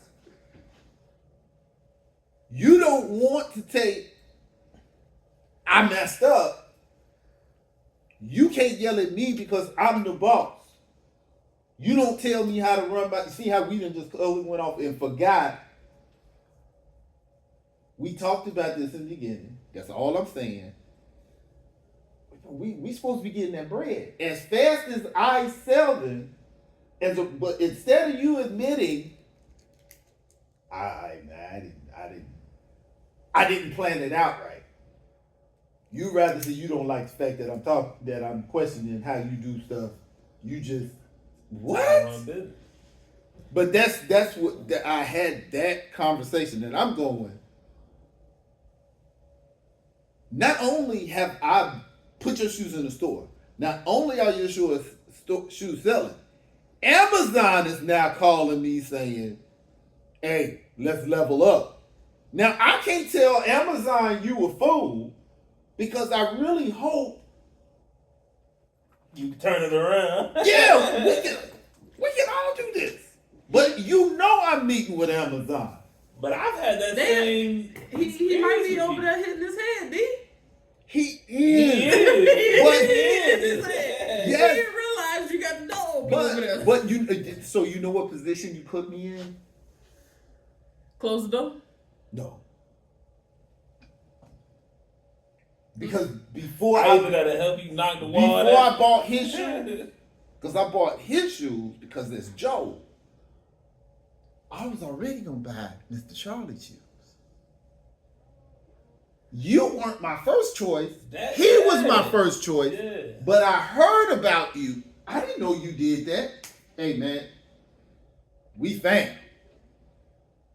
Now, when Amazon comes, I gotta give him the sure thing. Me and Mr. Charlie doing it. Now what he gonna do? Is he gonna take the time to find out the background of that? Nah, man. No. You sold me out for Mr. Charlie. When Amazon came, and we almost had this ball down. And we almost knocked this ball down, you man. See, he did an outline on this wall. All right, so I got one last question because we almost at 2 hours. So how can we be better with our attitude and more accountable as millennials? From the perspective of the Xer. My advice to anybody, no matter what generation you are, ask questions. Get as much information as you can. And then form your decision and move forward. Okay, why did you say that? What did you mean? Get the information and then respond appropriately. If it's anger, it's anger. If it's whatever, it's whatever. But without any time, that you really don't want to respond to anything without having a good representation of the information. So I think a lot of people don't understand the art of asking questions. Asking questions, man, my father used to do that. Now I always hated that because I always thought he was trying to pin you into a corner. But as I got older, even though most of the time that was what he was trying to do, as I got older, I learned if you ask enough questions, even if I'm trying to pin you into a corner, if I get a particular answer, I can stop asking the question and back off of it because I see, oh, as I was trying to pin you into a corner, I was actually wrong. Okay, let me pull it back. So it's just as simple as asking, because every time you ask a question, you gain information. And you may be right initially, but ask 3 questions beyond the point that you're sure you're right. Say, okay, I know what's going on. Why this? Why that? Am I understanding you said this? Okay. This is how I feel about it. And I think just that practice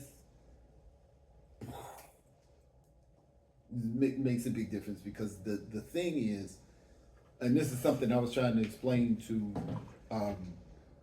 some family members about their parent.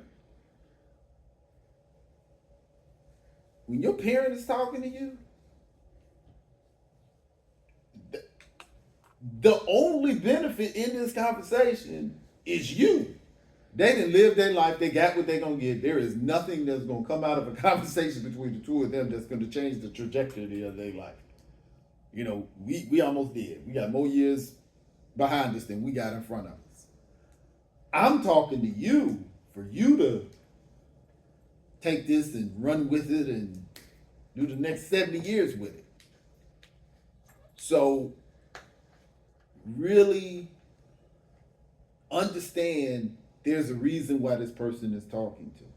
And I just think that people need to talk more. The more you talk to people, the more you find out who you can trust. People will, and listen more. Get people to talk and then listen. If people tell you exactly who they are. They'll tell you if you can't trust them. Yeah, oh, I don't know if I can trust them. Oh, they'll tell you. They'll tell you flat out, no matter in the worst form. Oh, I mean, you no good. Tell you right there. We just go, nah, he mean that. They'll tell you. Oh, I'm telling you, I get everybody. Oh, don't leave your money around me. Don't leave your woman around me. I'm telling you. Okay? That's what I'm saying. That's the best thing, you know. Ask questions and talk to people. Especially if it's somebody you think you can't trust. Talk them to them more. Confirm it. You ask some more questions? Mm-hmm. To confirm it. Because then, yeah, because like if you think you can't trust them, you ask them some more questions. Then they're going to confirm. If, oh, I don't mean you no good. Oh, I thought you did. Thank you. Okay. Or you may be talking to them and go, wait a minute, you a friend. I thought you were a foe. You just look like a foe. You're a friend. Bet. Anybody that's, let them talk. So how you doing today? And what do you think about that? Yes, I'm telling you. It's simple. Simple stuff. It's not, oh, you gotta do this, you gotta do that. It's real simple skills. They're just hard to do. But once you make it your practice, it's an improvement that never leaves you. Because there's too many times I done gone off and was dead wrong. And I don't like being embarrassed. So I've learned to be like, all right, did you mean this? Okay. 1, 2, and 3? Okay. You sure? You didn't say this. You said that. Okay, now let's talk about it. So I make sure I qualify. Okay, okay, fine. But yeah, but always understand, in 20 years, you're gonna be sitting here talking to Generation 5. I don't know. They started at Alpha. You might be down to 5. Beta. Yeah, Beta, y'all. I don't know how far down the line y'all gonna be. And you're gonna be going, what? Just like when Granddaddy was talking to my father. What? And then Daddy was talking to us. But the funny thing is, the generation before you thinks you are the dumbest thing walking. And by the time they get to the end of their life, they will put money on anything you say. My father thought I was just Johnny Boo Boo. I really thought he was. I think he thought I was low key retarded. I just don't. My father just did not have a lot of faith in me. But to this day, today, I could go to Indiana and say, Daddy, I'm going to the moon. You serious? You know, that's how much he has turned on my word. People would not believe. If you remember my father, whoa, he just really was just like, man, this dude gonna have a job with somebody's name on his shirt.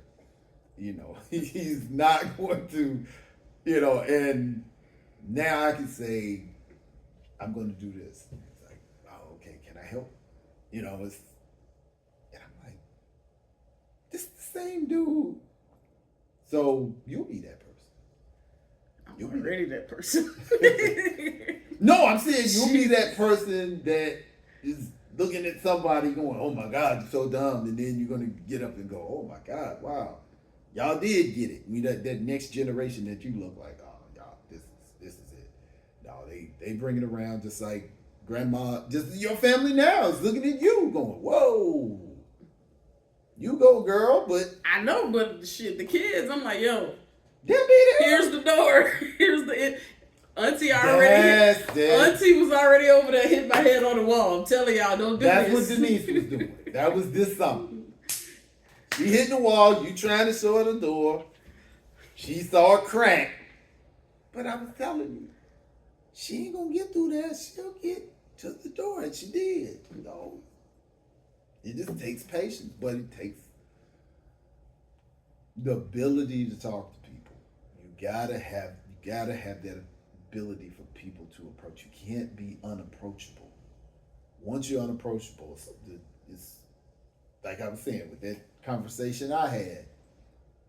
I told him, I was like, bro, if I meet your energy right now, if I just meet your energy, not exceed it, we gonna lose a whole lot more than business. Somebody's mind has to be on the bigger picture.